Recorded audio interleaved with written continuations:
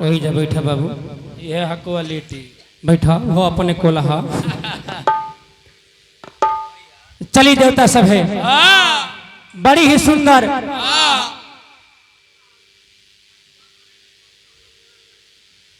ये तो हमरा ना सुनाई महाराज, वहां के बड़ा कम करवा दे। वहां के कथा ढेर बनी बचत वहां के। हाँ ढेर होता ऐसे कि जब ले हमनी के रिटर्निंग ना बुझाई गाँव में मजा ना आई। हमने के नार दिए लाही सब। चली देवता सब है, बड़ी ही सुंदर, बड़ी नीक। हमारे शिरोमणि नमो, हमका बड़ा नमो कहा बाबा के। अरे यहाँ के लिस्ट में रह तब न याद पड़ो। चुनू बाबा, चुनू बाबा, बड़ी सुंदर गीत गवनी गवनी ना जी। सुन के हमारे बहुत नीक लागल, बड़ी सुंदर लागल। मगर पहले तो महाराज बहुत बढ़िया रुआ गावत रहनी है, अब तो रुआ आवरी अच्छा गावत नहीं। कुछ दिन में बढ़िया गावे लगो। प्रधान जी ई दुगोला का है, ई नारदी गीत गौनई है, ई नारदी विधा है ना जी। ई है रंगमंच, ए पर सब चीज करे के बा, गावे के बजावे के सब करे के बा, नाचहू के बा। मगर समय समय पर जौन रउआ करते रहू कहवा होला, सुंदर कांड के पाठ जहाँ होला तहावा, न तो रामायण के पाठ होला उहावा। अब हे रंग मंच पर काम ना होला। हे रंग मंच पर सारेगा मैं पदा न सीधा बोल।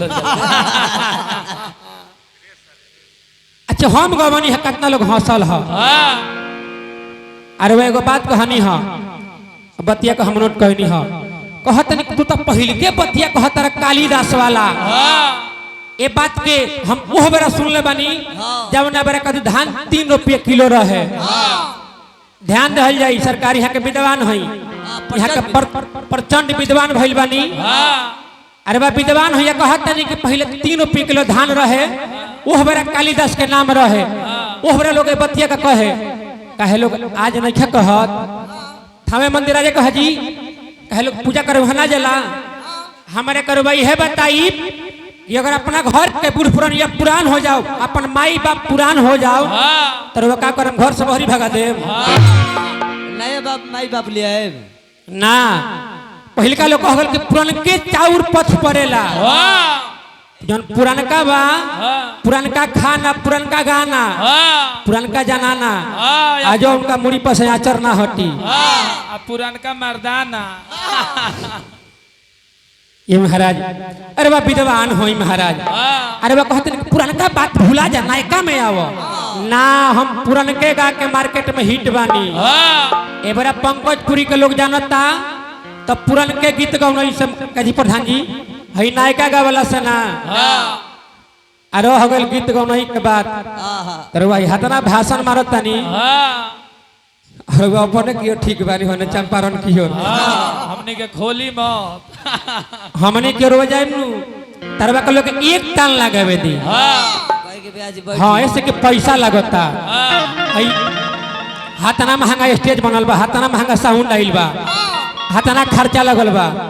अरे भाई टीम लेके आइल बनी, खाली एगो बेंजू वाला भैया के छोड़ा के ऐसा रो टीम लेके आइल बनी महाराज। तिरहुतिया ला टीम लेके आइल बनी गीत गौने गावे खाती। अरे लूर से झालो बजावे ना के ओकरा बात रहो यहाँ के बात के जवाब दो। हम हनुमान जी का कहानी ना गवनी हो, हम एगो बात कहनी हो। वो गीतिया गावे से पहले वो बात को हम बोली ले, तो हम बात कहनी हो कि हनुमान जी लंका नगरी में गइल बानी, माई सीता से भेंट भइल बा। माई सीता अपन दुख सुनावत तारी, तरवा कहते कहानी गवल है। कहानी पूरा कहे ना कहल हो, कहानी हो वंदना में कहानी गवल जाला, कहानी वंदना के बाद गवल जाला। आई हम अरे रात भर आय आय आय करब। अरवा से बेसी कला से न जानी ले। अरवा से मनोज शर्मा सूरदास के नाम सब हेलो जानत होई। एगो एकलंगिया हम कलाकार, तो उनका से कौन हमरा भय न, तो रहुआ का बनाए थे खेत के मुरई है महाराज। गीत गौनाई गाई कजी। अब हमरा को समझावता नहीं कि ये है वो है, क्या है आप कुछ भी नहीं, जीरो है आप। हम लोग के लिए आप जीरो हैं। अरे वाह अठजाम गाई आ सुंदर कांड के पाठ करी वही के लायक व्यास बानी आ बाबुआ आ स्वरलिपि सुनी कलकारी का हो संगीत का हो संगीत हबड़ाई के चीज ना हो आय आय आय आय आय बाप रे बाप चुनो बाबा के गाना बुझात कि मैं संगीत में यहाँ के घोट गइल बानी अरे चुनो बाबा के गाना सुन के बाघ व्यास घरे रोवत है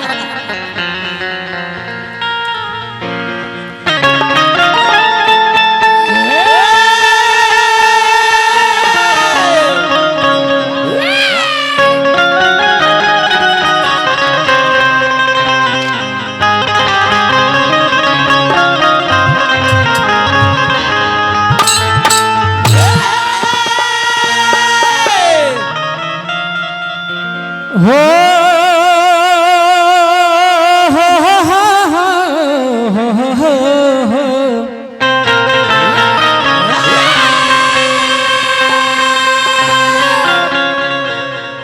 डरना हाँ हाँ हाँ हाँ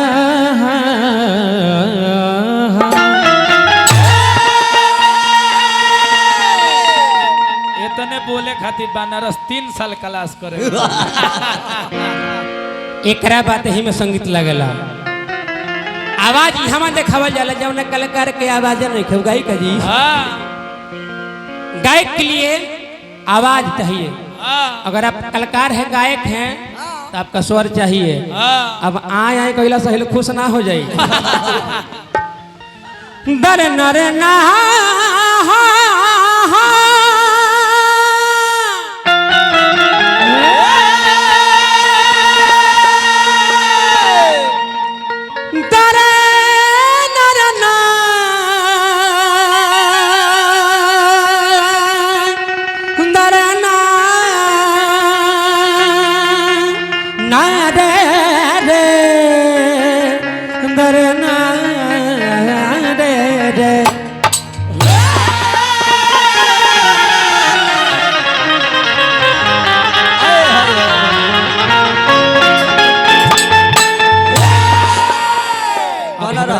हमरा लगे धन हो जाई तो हमरा बतावे के पड़ी जी कि हमरा लगे धन बा ना कहल बा कि आपका व्यवहार ही आपका परिचय है इतना रुआ देवता है राउर मान सम्मान हमरा कबहू करे के बा ना जी तो रुआ सतनामा है तो हम दसनामा है एक ध्यान देवे के बा का जी आ बाबुआ भजन के भाव रहता तनी बढ़ जा मास्टर पटरी बढ़ गया आज कृष्ण जन्माष्टमी है तो कन्हैया जी के भजन हुई अब रउआ खानी तुलसीदास के देख के हमरा खानी भक्त वो कन्हैया से गुहार करता रही कि ए कन्हैया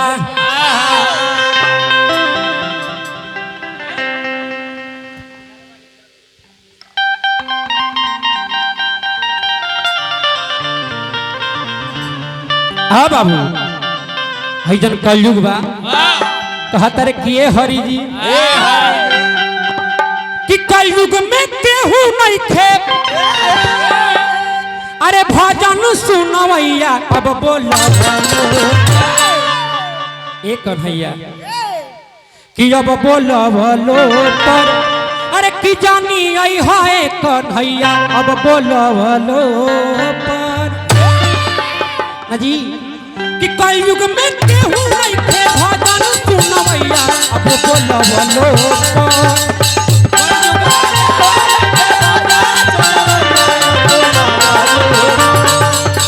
इन सब लोग के ना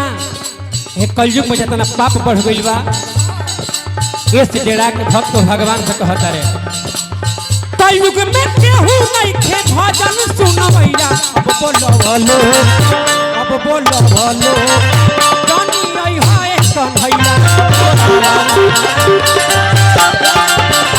अब बोलो बोलो पर जानी आई है कन्हैया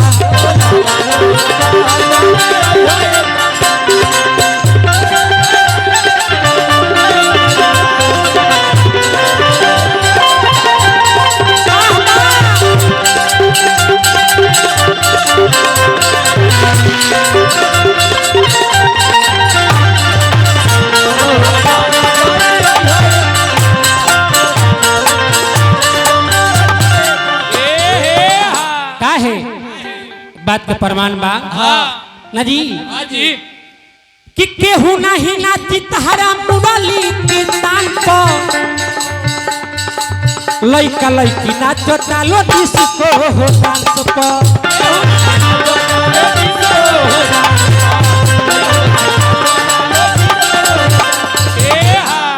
रही जी कलयुग के अगर कतही इंतजाम होता हाँ कहते कि बबुआ बबुआ चलो तनी राम नाम गावे के बा हाँ जा के रहे तो हमारा सवास नहीं खे जा तू जई बता जा हम ना जाए काजी हाँ जी आ अगर ऑर्केस्ट्रा होता हाँ हम कहे कि कहो चलो बो तेरे मार दो हम तो पहले से तैयारी बनी जाए खातिर चलो तो इहे कलयुग के प्रभाव बा यह कलयुग ना जी कि केहू नहीं नाची तहरा मुरली के तान पर बबुआ लो नाच तारे डिस्को हो डांस पर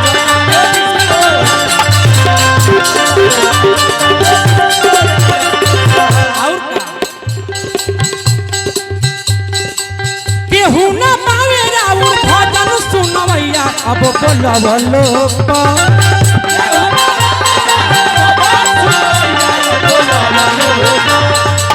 केहू ना पावे राउर भजन सुनवैया अब बोलो सनी आई हाय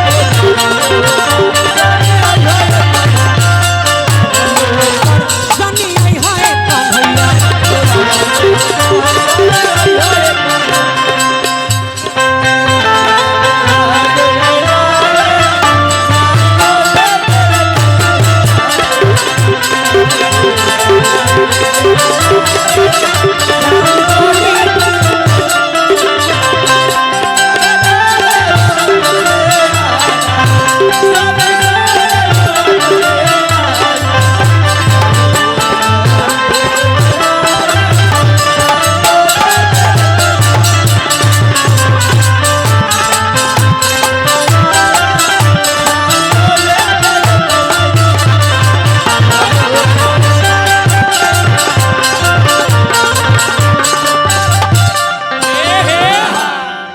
चलिए पुरस्कार आयल है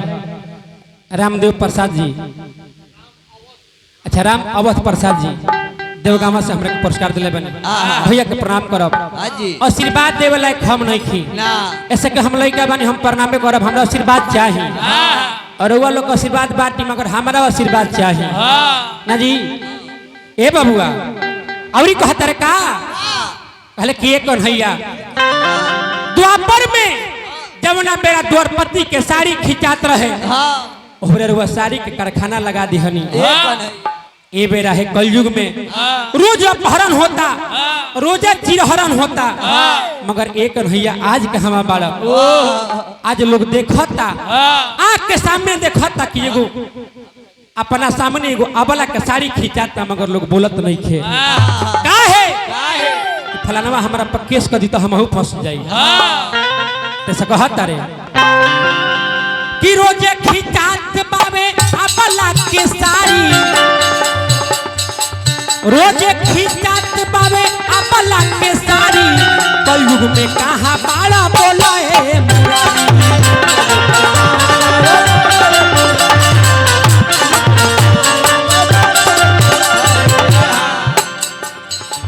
ये सब मेहनत से गीत गौने गावल जाला जवना कलाकार के पसीना ना भइल वो मेहनत कहाई अरे बा के मोए पैसा देहल डाण बा हाँ अरे बा के नेवता में खाली बोलाई आ 151 रुपया दे के विदाई कर दी अरे बा के सोचा ना वाया लगा हरे आ लगा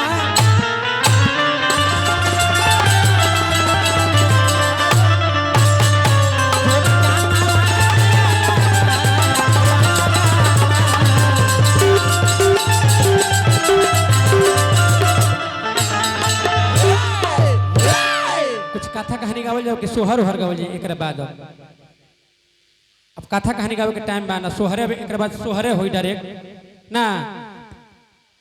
हाँ तो एगो भजन गा हाँ एगो भजन गा के यहाँ के दे देता नहीं एगो बात बाबा आवरी कहानी हाँ कि पूर्वी रो गवनी हाँ ओकर टाइम चिन्हे के चाहिए गाय दिए मलिक भैरवी के टाइम बा, निर्गुण के टाइम बा, पूर्वियों के टाइम बा, मगर पूर्वी 12 बजे ले गा सकिले, 1 बजे ले गा सकिले, ओकर बाद हम कोनो गलती ना गवनी है, ठीक गवनी है। आ बबुआ तनी एगो भजन के भाव रहता, बेरा चढ़ले बाबे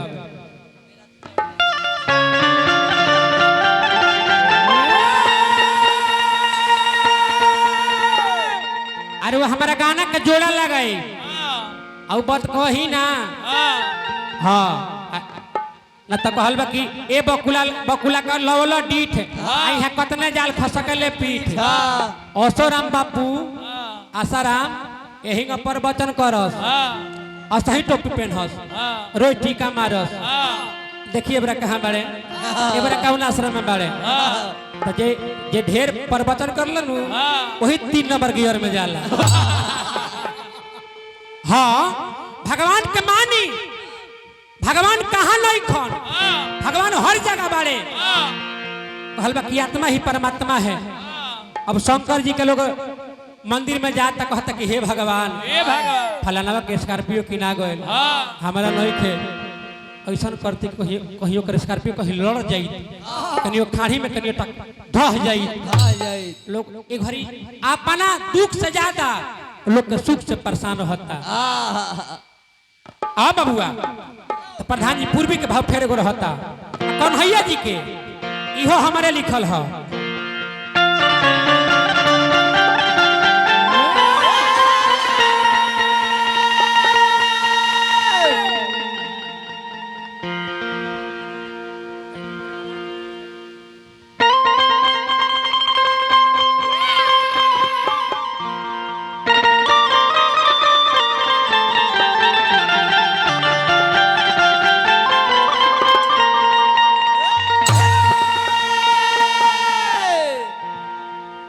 एगो लाइदारी हो जाओ बिरह रस में ना जी। हाँ हाँ वो जरूरी बा ऐसे कि हो काइल बनता काज बानू मगर हमार कौन गीत हुई तो पर्दे में हुई। आओ बाबुआ रे तनी बढ़ जा एक हो जा माई बहन सब लोग बैठल बा गर्जीवन सब लोग बैठल बा तो यहाँ कौनो बात हुई तो पर्दे में हुई। जेंगो हमार माई बहन बेटी एगो हमरा खातिर इहो सब बानी ऐसे कि कलकार के कोनो जात ना होला, कोनो पात ना होला, कोनो घर ना होला, कलकार जहां जाले वही जाके हो जाले। अगर आज हमरा कोनो बात हो जाओ तो आज हमारे गर्जीवन के भाई हवा अरे वो सब बानी हमारे प्रधान जी बानी कजी तो सब देख के तब काम करे के बाद कहली कि ए बोलमुआ कहली कि रामा अरे वाह चंपारण से बेलिया हटले गईनी आ वही लग घरे ना आईनी ई बताई मैं लॉकडाउन आके बीत गए रामा अरुआ घरे ना आईनी का है हई 2-3 गो लड़का वाला सा 3 टेलुआ ई खैला बिना चिरकुट फेंकले वाला सा काहे बोला मुआ बोला अरे भाई टीका फना साहब जी और ए वेंटिलेटर का पापा कहल किए बोला मुआ ना ना ई ना कहिए एकर आवाज बजल बा उहा खातिर हम ही बेसी बनिए बा कहल की बोला मुआ हो किए पियऊ परदेश में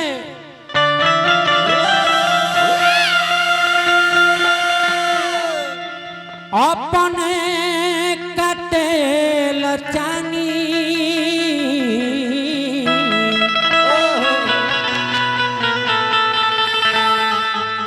मोरा बिरहिन के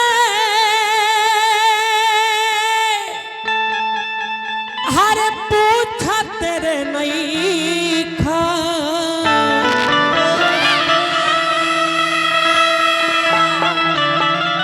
हरे घर में अकेले कैसे बानी इहो गाना हमारे यूट्यूब पा गई बजाना एल्बम का नाम बसदनिया याद करेली कहा तरीके बोला मुआ हो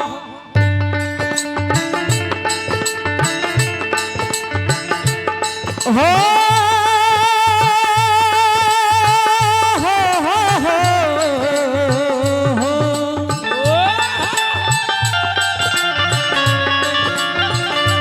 ये बोला मुआ छोड़ के आई रउआ राजधानिया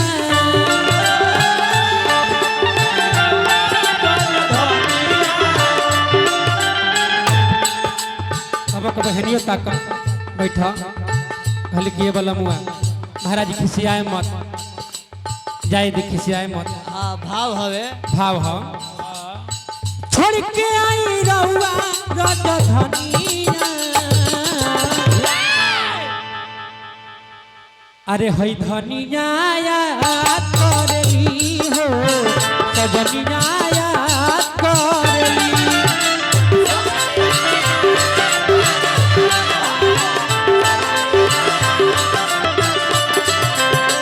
सजनिया याद करली हो धनिया याद करली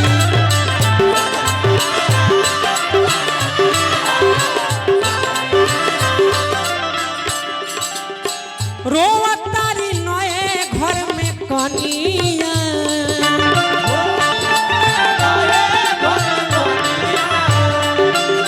रोवतारी नए घर में कनिया अरे सजनिया याद करली हो धनिया याद करली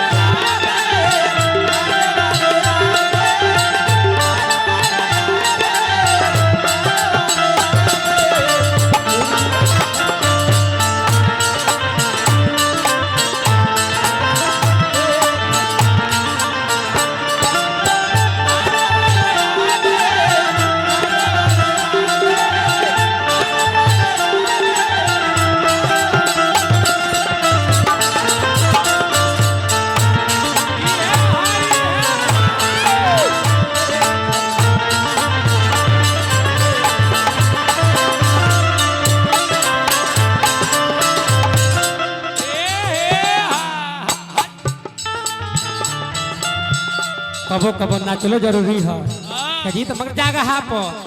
कौनो घी बढ़िया हो घी कहो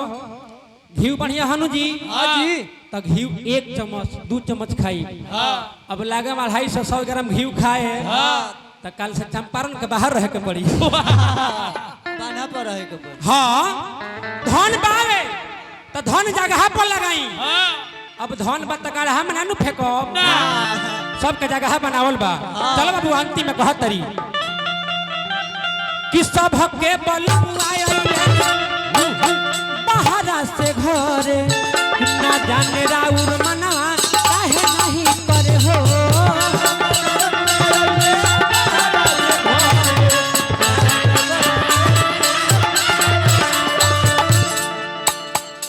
हाँ यह सबके बलमुआ आइले हारे पहाड़ा से घर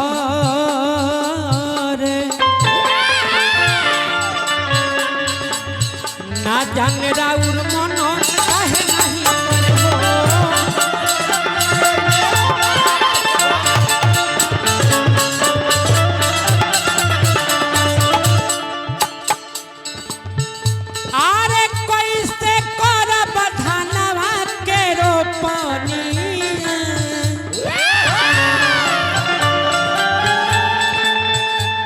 कि धान तक केहू रोप देनी मगर ए बोला मुआ पानी होता मगर धान सोहला बिना बिगड़ता कैसे होई धनवा के सोहनिया हरे धनिया याद करली हो धनिया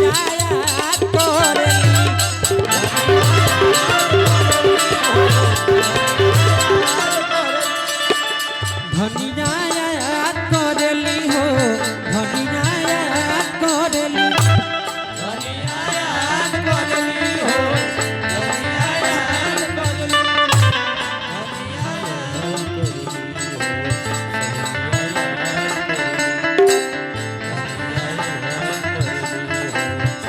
दुखी जी हमरा के विजयपुर ले पुरस्कार दिले बनी भैया के प्रणाम करम कराऊ नाम दुखी बा मगर वो सुखी रही एकदम राजा बन के राज करी मगर पैसा देवे को होई त हेला दे हनुमत कोने मैं पैसा दे हलदार हो जाई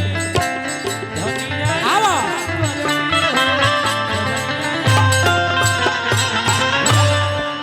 देख यहाँ के एगो धुन कोनो खाटी गावतानी सब खाली है गावल धुन गावतानी खेसारी कहता पवन सिंह के फलना कह मगर हई देखी जब गवानी है तो हम हूँ वही तनी गा दी राम नाम कहे के भाई बबुआ कि केहू पाणे बाबा होवे केहू दुनिया कल श्री राम के भजनिया केहू पाणे बाबा होवे केहू दुनिया कल श्री राम के भजनिया में डोला मुँह खोला मुँह खोला हरे मुँह खोला सीताराम बोला मुँह खोला सीताराम बोला बोला अरे मुँह खोला सीताराम बोला आज बरुआ कहतनी कि हई बताइए हऊ बताई ह हम हो के चैलेंज करतनी कि जहाँ ले आवाज लगावतनी अरे वह खाली एगो आवाज लगा के दिखा देम अरे वह के मोय माल यही बड़ा दे के चल जाए झाल बजावतनी वही में झाल बजावे के पड़ी हरे मुँह खोला सीताराम बोलो